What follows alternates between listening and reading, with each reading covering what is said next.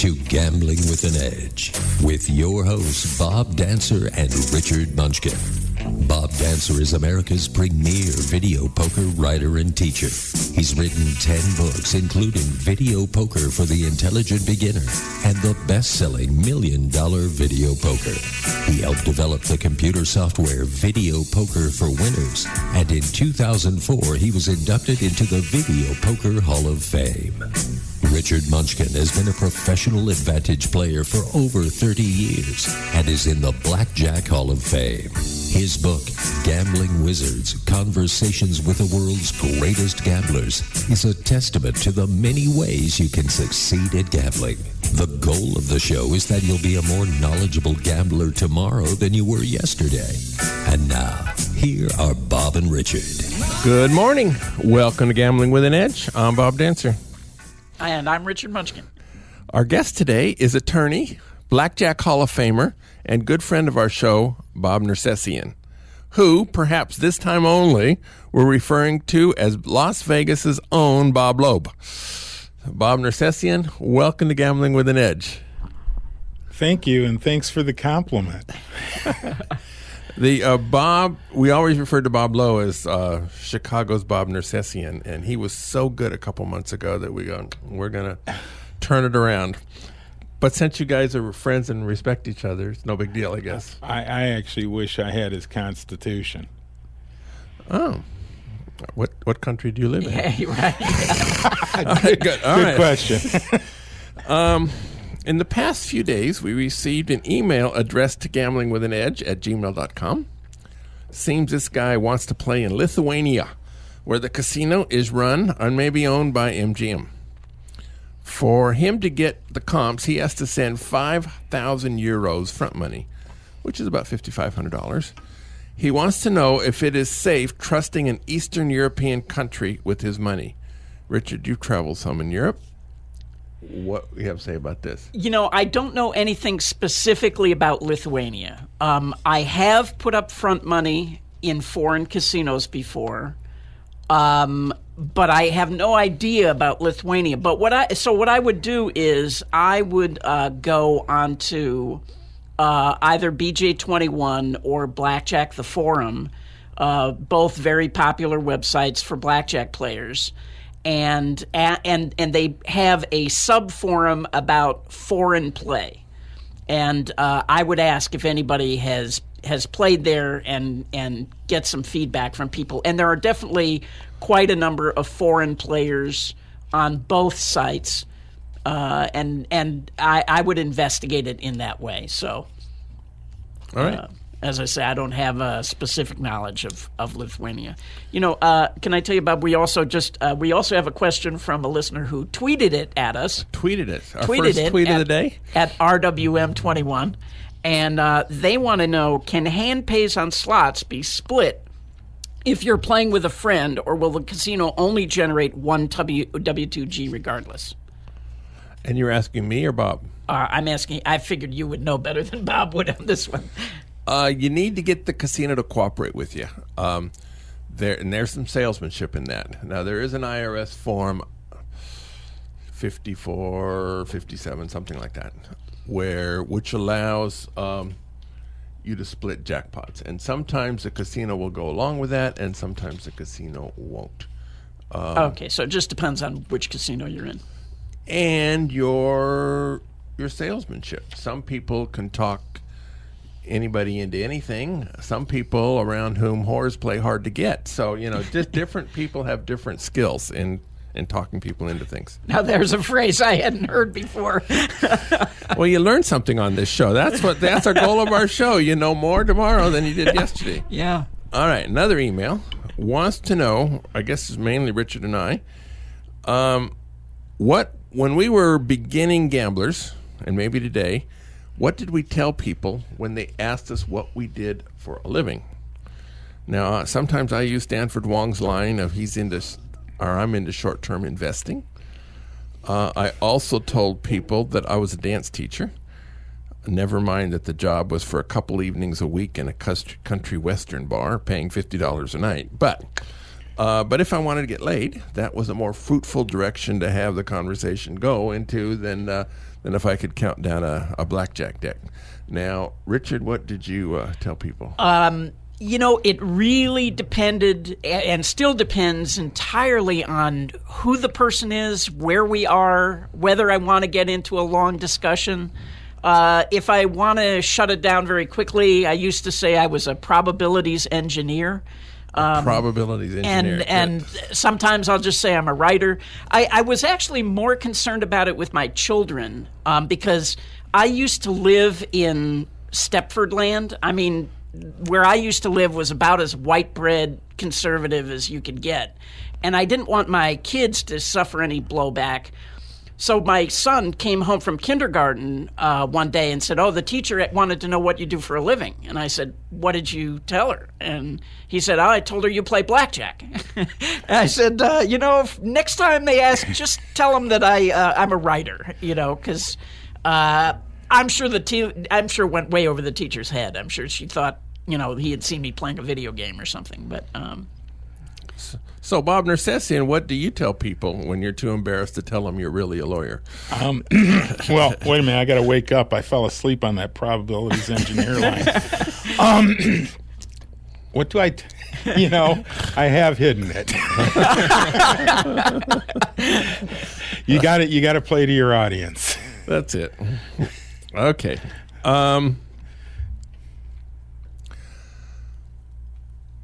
Good. We just took that question out. Now, there's some good news for players. We've spoken numerous times on this show, sometimes with Bob Nersesian, about asset seizures at traffic stops.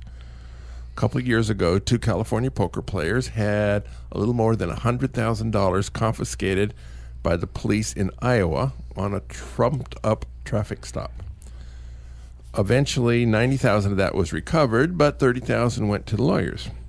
Meanwhile, the poker players had significant loss of incomes because their bankrolls were seized and they could no longer enter tournaments, and one of them suffered a stroke, allegedly due to the stress of losing everything.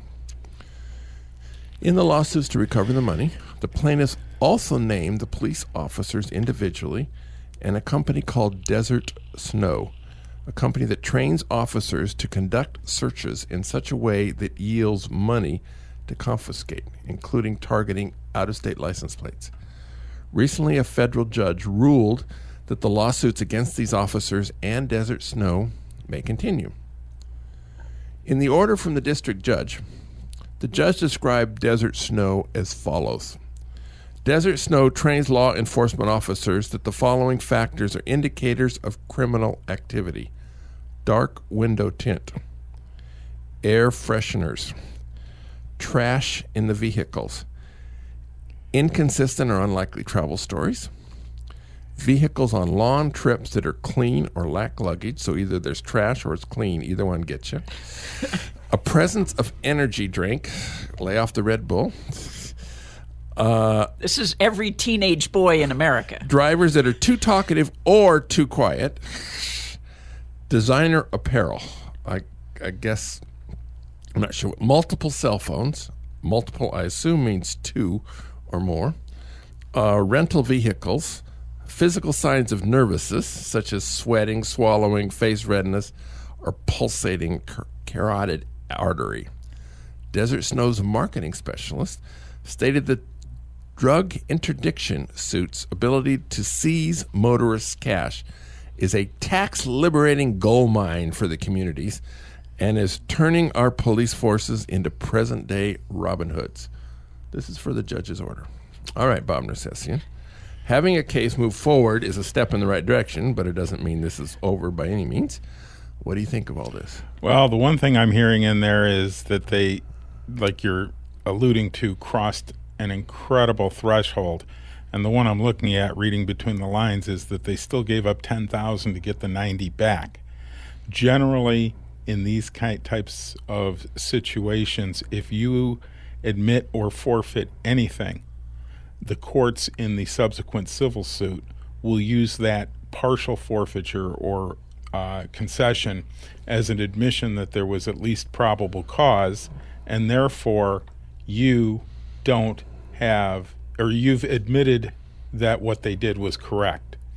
Somehow they got past that. What a wonderful thing.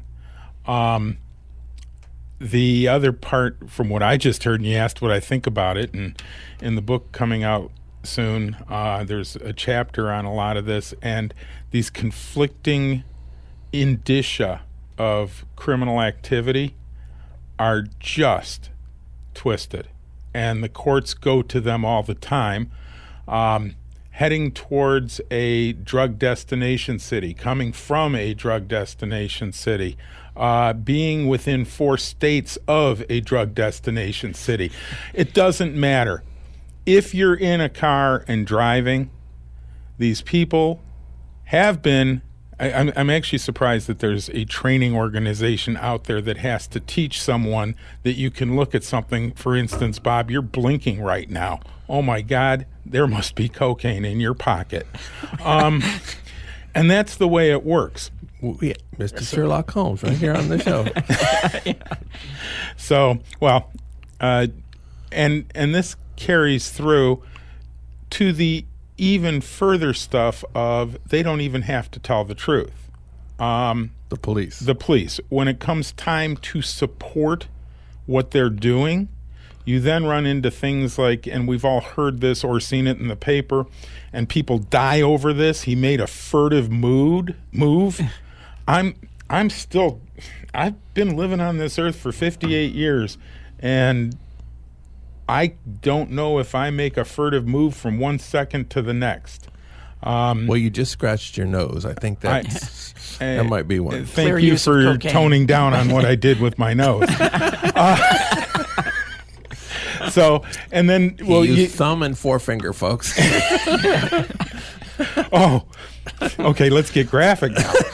On the furtive moves, and I actually did a quick search on something the other day, and I think I found 706 cases that discuss or state. My search for relevant cases was baggie within 4 pocket within 4 corner.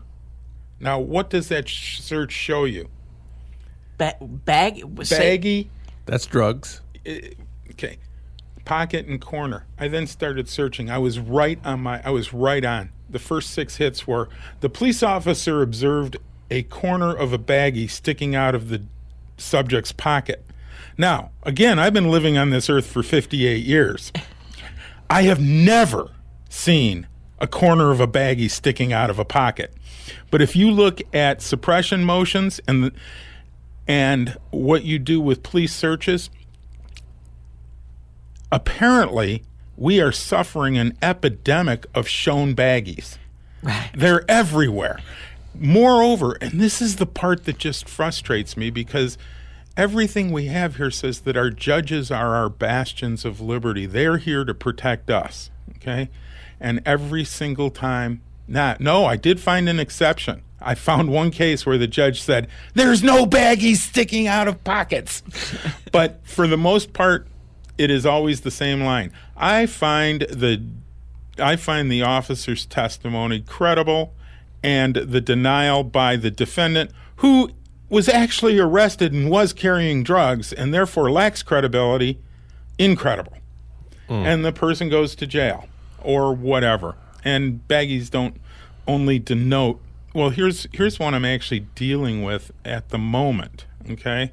There was a bulge in his pocket and we suspected cocaine. I know. Could have been glad to see you. Well, the other problem is if a person is carrying cocaine, there ain't no bulge. There is no way to carry personal use cocaine that creates a bulge. If you used it, you'd be dead. So the concept that he saw a bulge in a pocket was a basis for a search or a seizure is ridiculous. It just is, and we see this everywhere. I am heartened to hear that this judge let this go forward. What we're seeing is, and just if you fart around on YouTube for 20 minutes, you'll see 100 of these things. Yes. What about this company, Desert Snow. Desert Snow. I mean, could they be open to a class action suit?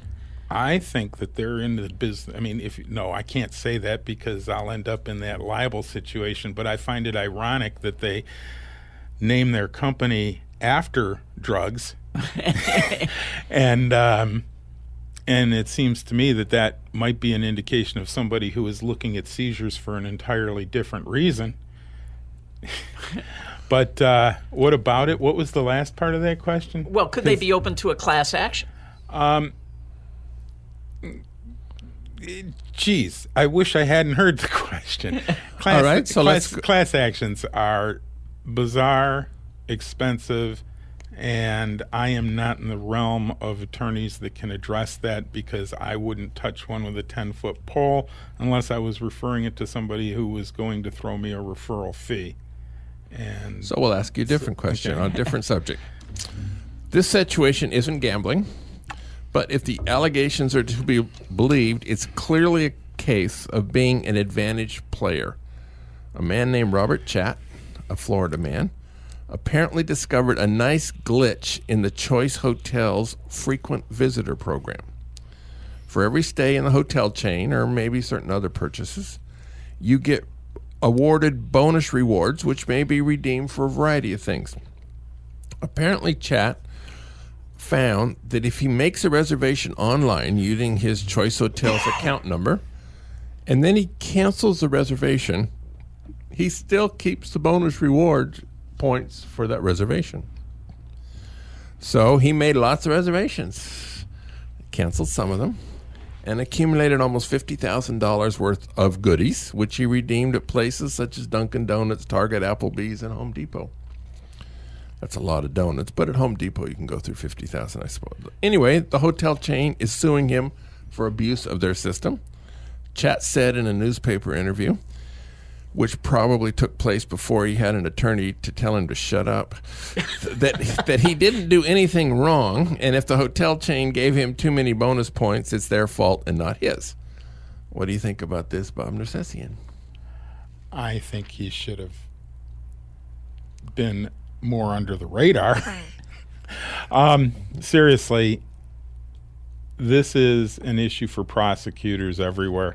And while he's only being sued civilly, that taking advantage of that type of situation, I've seen, and recently in Pennsylvania more than any place else, but also in Mississippi, that when these types of things are discovered and capitalized upon, and the victim is somebody with, let's just call it juice, the perpetrator, or to be nice, customer, finds themselves at the south side of some kind of indictment. And they're being very creative in getting there. I think this suit will go forward. I think it'll go to a jury.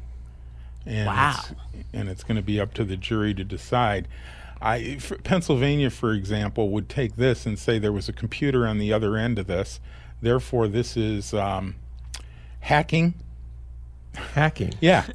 This is a computer crime by invading that computer and using it for an illegitimate purpose under some stretched Pennsylvania statute. That's the kind of stuff that's going on. Now, the other thing is, functionally, every state has enacted something to address ATMs, which essentially is, if you are standing somewhere and something spits out more money than you're entitled to, and I think the word is entitled, then keeping that money is also a crime. In this particular instance, from what you've described, it sounds to me like there might be a little glitch in the law this time for this guy to work off of, which is, I'll bet somewhere this company has published that their points have, quote, no cash value, close quote, and the statutes, and if the plaintiff is trying to co-opt that, if the hotel chain is trying to co-opt that statute as showing that this was a crime because he was taking something not received, the statutes generally refer to money, and he gets to say, this isn't money. You just said it's got no cash value. They come back and say, well, you got 50 grand. And he goes, well, why would you lie to me? No, he's turned it right back at him. This seems like a really bad strategy for the hotels. I mean, I don't see how this helps them. I mean, $50,000 to Choice Hotels is nothing, and the negative publicity of them prosecuting the guy, I think the negative publicity reaches to our circle of friends. Really, you don't think it reaches to all people who travel, people who look at like travel blogs and travel writers and things? Wow, Choice Hotels is going to sue you for taking advantage of their point program? Yes, I do think it doesn't reach that. You've been reading too many judgments. This is a firm. What the next? No, I just lost my train of speech. Good. So let's take this to casinos. Slot clubs have a lot in common with this. Now, 15 years ago, it's described in my $1 Million Video Poker autobiography, the MGM Grands had certain machines were giving away too many slot club points. They were doing video poker at the slot club rate, and I milked that for probably $75,000 and 3 PT Cruisers before they finally closed it. And it's like, how is that different? It's different because the casino is offering that up as a game. The hotel is offering that program as a bonus for the contracts that they're entering into to stay at their hotel. The slot clubs and cash back or points or whatever you want are there for the taking while, and I'm going to put it this way, and I think this will work. They're there for the taking, while when you're dealing with Choice Hotels, their points are there for the earning. Yeah, it seems to me you got to earn those slot points.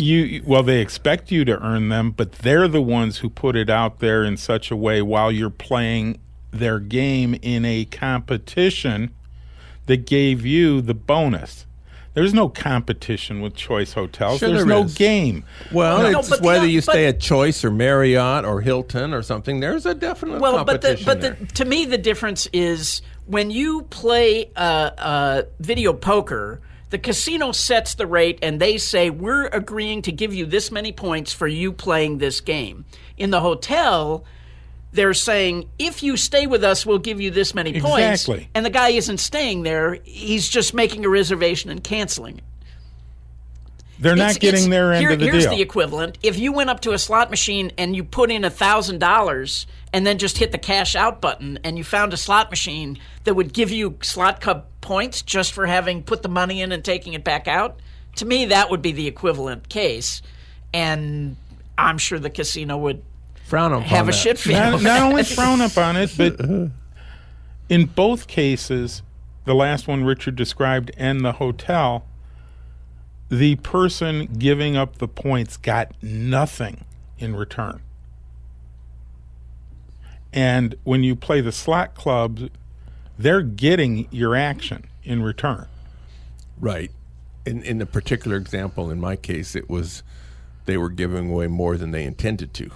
Yeah. See, to me, I think you're on really safe ground there, much safer than a situation where, say, the video poker machine was paying $40,000 on the Royal instead of $4,000, right? Like, in that case, the machine is mispaying. The other is the casino has set the wrong, you know what I mean? Like, I would be more afraid of playing the slot with the wrong pay table than I would getting the points because they gave me too many. All right, let's move on to something else. I thought we could have finished the show on this one. We easily could. But your questions are hard, and a new one makes it more difficult. The Playboy Club in London, run by Caesars Entertainment. 2 blackjack players won about £20,000 last year. in addition to starting with £13,000 in bankroll. The Playboy Club has refused to pay them any of that £33,000 because card counting is against the rules at the Playboy Club. The players sued, and the court ruled in favor of the casino. Bob Nersesian. In the United States, card counting is legal, so this ruling appears outrageous to most of our listeners. What do you make of it? I think in England, card counting is legal. I think that we might be, on some stuff I saw, and maybe you know more than I do, isn't the Playboy Club a private club? All the casinos in the UK are private clubs. And when you sign up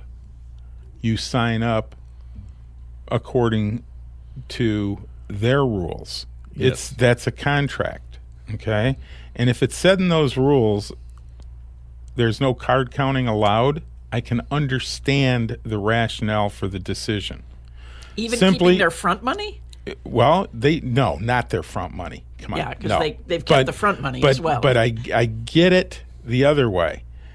If that is the case and there was a contract and those rules were in the agreement, one of the problems I see, though, and I don't understand how you would even get around this, and you guys are gamblers, and I'm not, or at least in games of chance. But you're a member of the Blackjack Hall of Fame, and I'm not.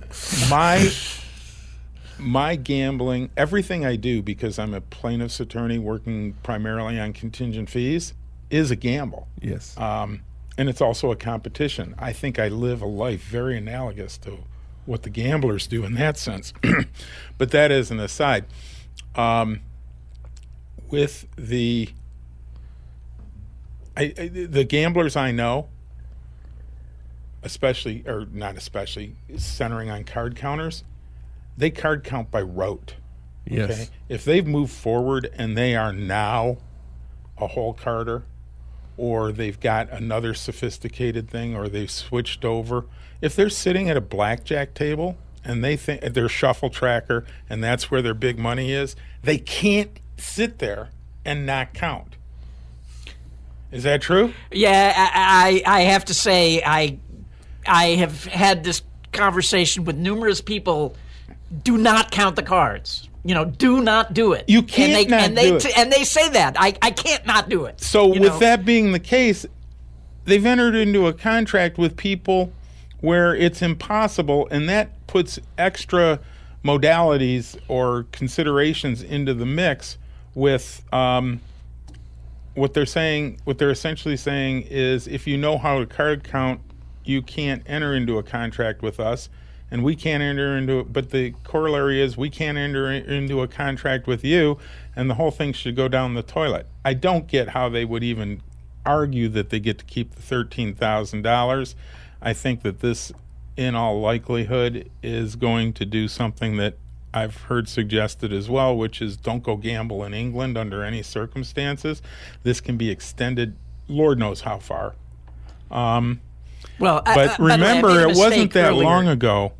I just want to correct one thing I said, that all the casinos there are private clubs. There are some casinos there now where you do not have to join. It used to be that all of them you had to join and wait a cooling off period, but now there are a few where you can. Well, if it's joining like it's joining a bar in Utah 20 years ago, where you had to pay the $5, sign the card, go in, and now you can drink there, because you can only buy drinks in a private club. If it's just sign a sheet of paper and now you're in our casino, I can't fathom how this decision worked. If they hand them the paper, it's a sheath, it's got the terms in it, and the guy signs off on the bottom, that's his burn. Don't card count, and if you do card count, play slots. So I've been saying for 30 plus years that London is a gold mine that no one has figured out how to get the gold out of the mine. I mean, they get huge action, but it's just really difficult to get the money out of those clubs, especially as an American. And in light of the Phil Ivey decision coupled with this one, obviously the courts are lining up behind the fact that casinos exist in our country, meaning in Great Britain here, To milk the players. to milk the players. It's not a competition. In the Ivy decision, the guy tipped his hat to it, the judge, but then threw that out the window and said it has to be the competition that everybody knows is going on, and you can't sneak behind the wall and create a new competition. Well, I don't know. That's like saying that if you're the New England Patriots, it's not saying that if you're the New England Patriots you can deflate the balls, but it is saying if you're the New England Patriots and you come up with a new triple back offense that just smokes everybody, you can't use it. That's where England is. You can't advance your skill set under the rules that exist. And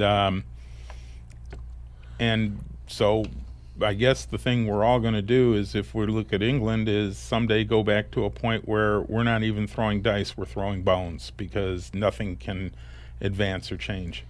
All right. By the way, I should say That's a that stretch. one of the players has been on our show before under the name Casey, and he has agreed to come on the show maybe in about a month. The movie that he made, people ask me about constantly. When is that movie coming out?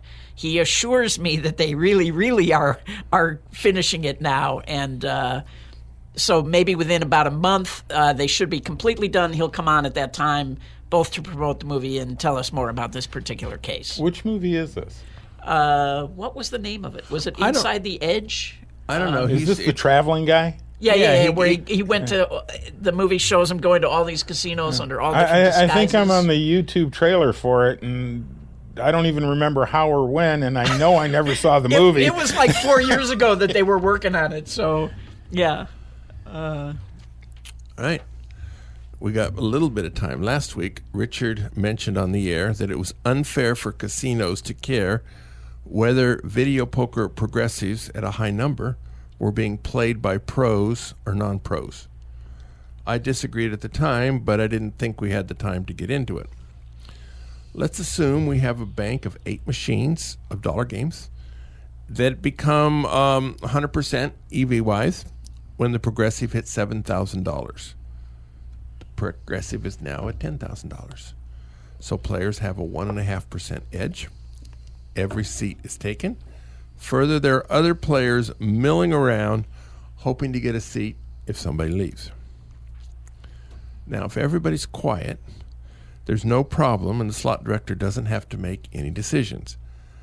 But if one of the non-seat holders starts to make a stink, something has to be done.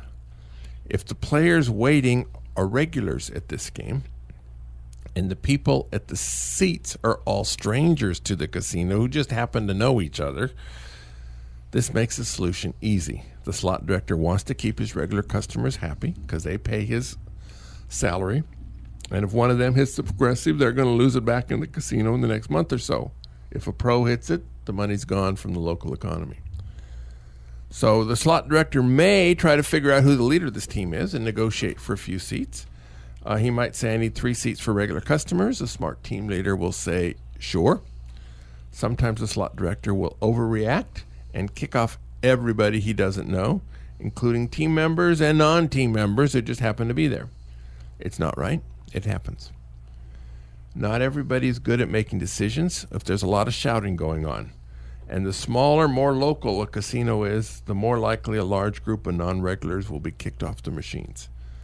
If there's just 1 or 2 pros on a bank of 8 machines, they'll probably be all right. Richard? Yeah, I think my point was that I would not kick out the pros. I mean, your example of the slot director trying to find a solution to his problem, I think that's a much more reasonable approach. What the casinos don't take into account is that when a pro, first of all, the progressive money no longer belongs to the casino. They get no part of it. It's basically in escrow for someone to hit it. So it doesn't really matter to them who hits it. They can argue that, if a degenerate hits it, they're going to lose all of it back. But my point is they discount the value of the pro who's going to sit at the machine and play as fast as humanly possible, and they're going to earn their 5 or 10% hold, whatever it is, off that pro for all that time that he's playing, all those pros, all the time that they're playing until the jackpot gets hit. So they are earning money for the casino. But the pros are making more intelligent plays. The casino's making 5% off the pros, would be making 6% off of the local who has no idea what he's doing. But just that. But the pros are playing much faster than the local, and they will sit there until, they will play hours and hours and hours until it gets hit. Well, the progressive's going to get hit when it gets hit. Right, but wouldn't you rather have people playing the machines as fast as possible until it gets hit? You're earning whatever your hold is on that machine until that point. Well, again, you're smarter than most slot directors. Well, yeah, I guess. But my point is, you don't need to throw these people out. You shouldn't be throwing people out of the casino. That's my point, especially slot players. Slot players as opposed to video poker players. Even video poker players. I would not throw video poker players out of my casino. All I would do is just stop sending them mail. Uh-huh. Good. Now, Bob, if I were a pro playing this machine and the casino kicked me out really for no reason other than that locals, they wanted their favorite customers to play, do I have any kind of case? There's an argument. It's currently not known, at least in Nevada. In New Jersey, you probably have a very good argument under the Houston rationale of duty to provide public access. But in Nevada, if you read Bob Loeb's book, Blackjack and the Law, you'll see that he reaches a conclusion that it hasn't been decided yet, and the Nevada Supreme Court will eventually say, yeah, you can't kick people off who are just following your rules. You have to allow access to gaming to everybody. And if you selectively use your trespass or banning power, you're violating, I think it's NRS 463.0129. Then there's others who say no. For example, Tony Cabot, who's written on this extensively, thinks that casinos have an absolute right to choose and not choose who plays where and when. And when you take all of this down, it's still up in the air, but casinos operate on the side of that's our absolute right. And on the flip side, you want to challenge it, you're looking at $25,000 in attorney's fees to be able to sit at a blackjack game. I did have a friend kicked off a slot machine, bounced off the walls of an elevator. It was worth $25,000 or $30,000. So well, to him, that's the bouncing off walls part. Yeah, and you have to be careful. And he probably didn't have to pay it up front. No, yeah. If you want me to sue for access and get this decision determined, which would require me to go to the Nevada Supreme Court, it's 5 figures and probably multiple 5 figures. But it would be better to just take a case where it happened and where you think the guy has a legitimate shot of a settlement, right? An abusive civil rights case. See, it's very clear that a casino is not the state, and they don't have an obligation constitutionally to provide you civil rights. And that's been challenged. But they can't handcuff you for playing a slot machine. No, if it's a handcuffing case, that's a totally different thing. Okay. But you see, you're now stretching this out. If they come up and they say you can't play that game, and you flip them off, and then you sit there and continue to play and will not follow their instructions, then they tell you to leave and you don't leave.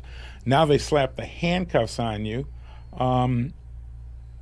That's not slapping the handcuffs on you for playing that game. That's slapping the handcuffs on you for violating NRS 207.200 and trespassing. Right. They don't throw the handcuffs on you because you say I'm entitled to play this game. There's always another reason. No, when they make the mistake, they don't even come up and ask you not to play. They just come up and grab you and say, you're not playing anymore, and, slap the handcuffs on you. Then you have a good case. Then you do, but I haven't seen that one really. Huh. Actually, I did see it a little bit with somebody we all know who will remain nameless, but his initials are Joe Payne. Where they just came up and accosted him one time for nothing, and he wasn't even playing. Wow. Well, James's case wasn't playing when he got the big settlement At the Imperial Palace. I Imperial understand. Yeah. Yeah, that one was twisted, but that made him and that made you. So that was a good case. all right, I'll accept that. I like to think that I made me. Yeah, you had a. All right. Yeah, you did. I mean, it was your case, yeah. All right, Richard. We can get started. I don't know how far we can get on this. We received an email, gamblingwithanedge@gmail.com. Guy found a good blackjack game somewhere where the minimum bet was $25. He currently has a $3,000 bankroll, but is able to add $2,000 a month from savings or from earnings. He wants to know if he should consider his bankroll $3,000 or maybe $25,000, which is the amount he's going to have in a year. Yeah, I would consider it 25 or even more. I mean, you have to decide how much you're willing to devote to this playing this game and how much you want to earn per hour. And I would, play with Casino Verite and determine, what you need to bet to earn what it is you want to earn. And then it'll tell you how big a bankroll you actually need. And then you can decide, gee, am I willing to devote this $2,000 a month for the next 2 years to this? But definitely we call that a replenishable bankroll. So, yeah, I would take a bigger number. Okay. Now, this particular guy was talking about a game that he found. And if he's planning to play, I think it was a double-deck game, at the same casino over and over and over again, and that's his only source to play, he's going to be booted way before he gets out that big bankroll. Yeah, he'll probably get, he might get 20 hours if he's lucky on the game. I mean, it just depends on his act and his spread and the particular tolerance of the casino. But yeah, you're not going to be playing that game for long. Not if you're competent. So his bankroll is going to be nowhere near $25,000 by the time they boot him. True, but by the time they boot him, more than likely he'll be ahead when they boot him. I mean, they do bar people that are losing, but less often. They usually when you start winning is when they start booting you. So. Well, good. That hasn't always been my experience. I've been booted when I'm down, which no, it does happen. It definitely does happen. It really ticks me off, by the way. Yeah. Well, and it certainly happens if you're already in the databases. Then it has nothing to do with how. Sometimes you'll get booted before you even sit down at the table. But if you're a clean player, which I'm assuming this guy is based on his question, then he is going to get to play some. But, if the game was at the El Cortez, I would expect him to last 5 to 10 minutes, That long. Yeah. I didn't last that long last time I tried. And I'm not a good player. So, anyway, let's do a commercials, and then we're going to try another question from Mr. Nersesian, Esquire. South Point has more than 10,000 games, returning more than 99%. This is more games than anybody else has. For the entire month of July, there are 2 separate casino-wide progressives running 24/7 in the $600,000 July Money Madness promotion.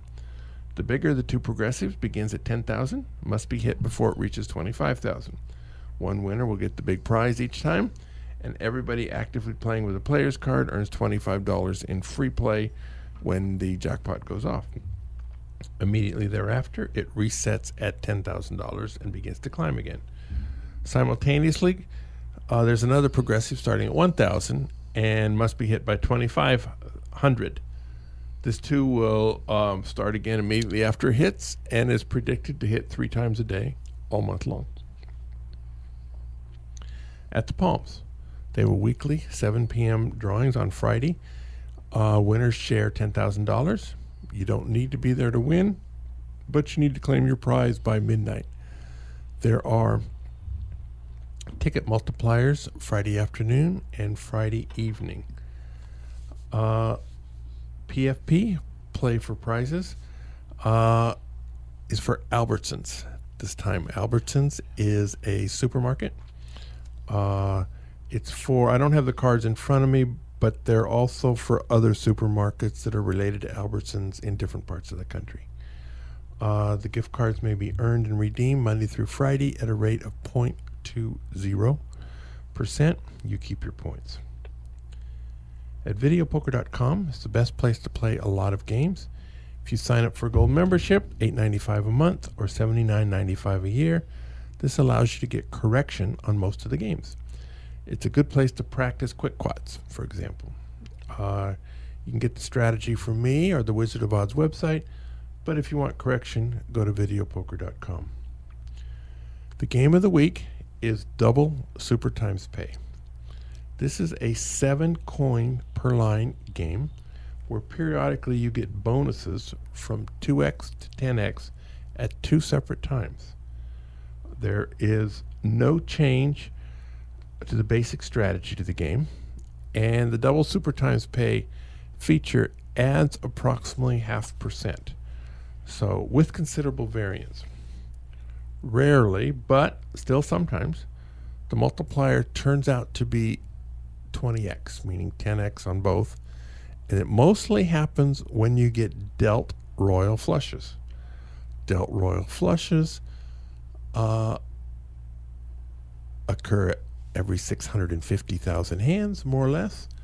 1 in 15 of those, or about 10 million hands, you get the 20x multiplier simultaneously.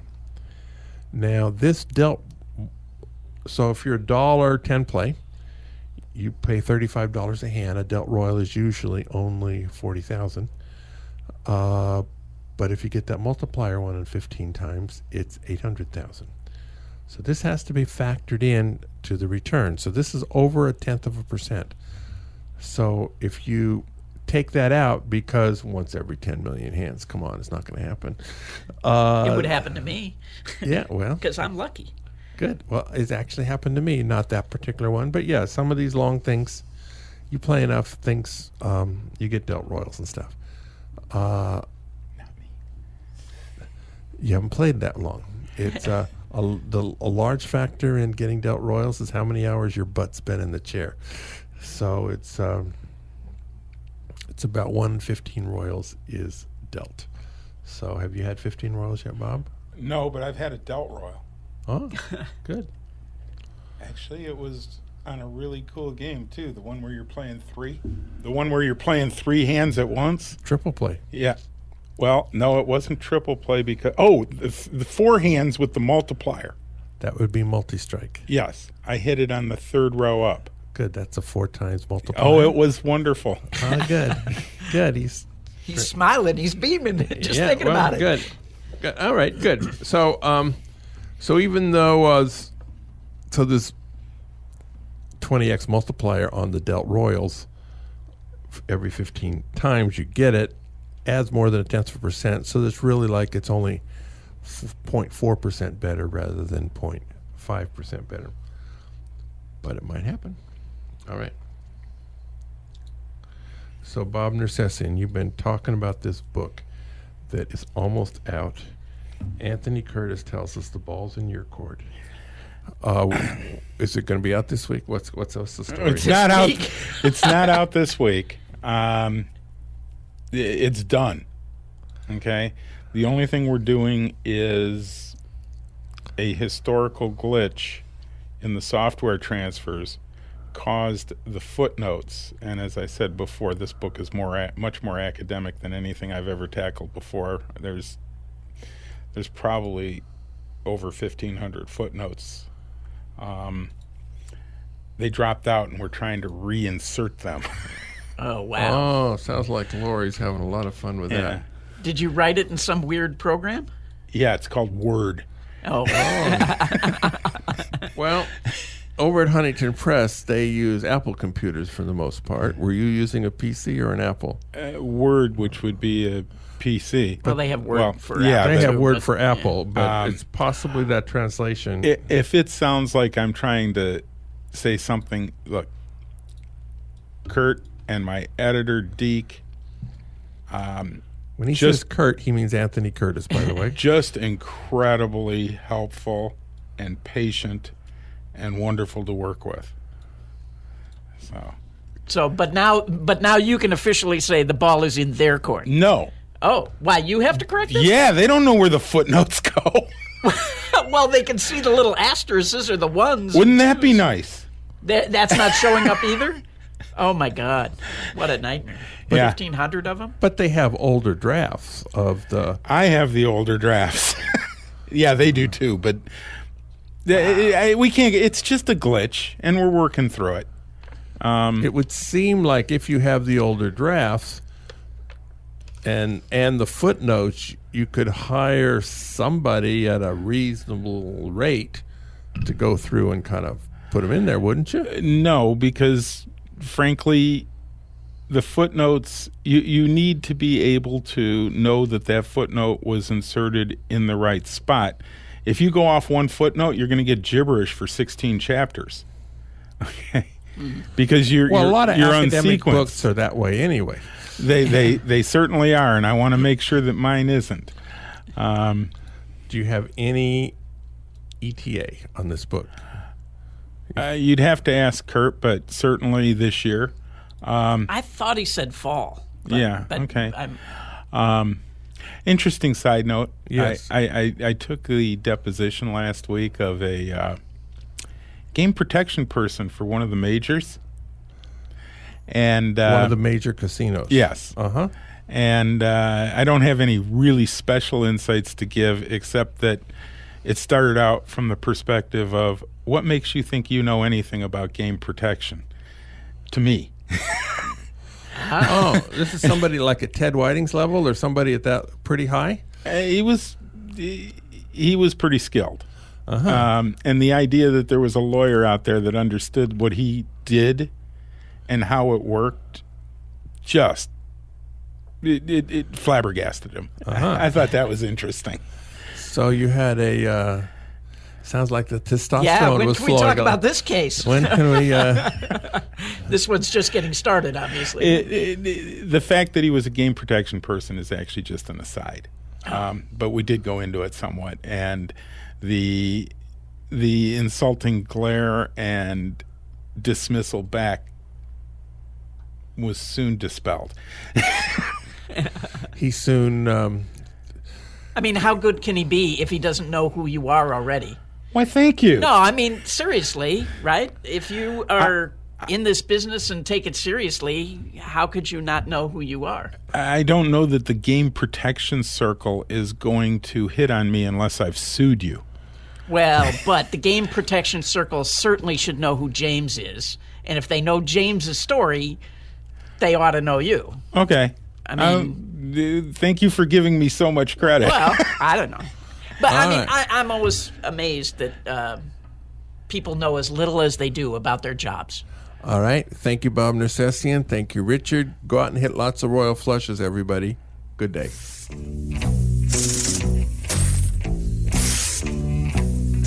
You've been listening to Gambling with an Edge with your hosts, Bob Dancer and Richard Munchkin. Subscribe to the show in iTunes, and episodes will be delivered to you automatically every week.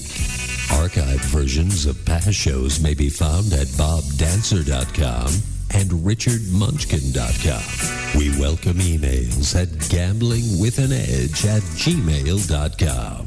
Bob Dancer and Richard Munchkin are both available on Facebook and welcome your questions. The sponsors for the show are the South Point Hotel, Casino and Spa, the M Resort, the Palms Casino Resort, and the website videopoker.com. Join us again next week for another Gambling with an Edge. Views and opinions expressed on this program were those of the hosts and guests and did not necessarily reflect those of Vegas All Net Radio, its affiliates, or its parent company.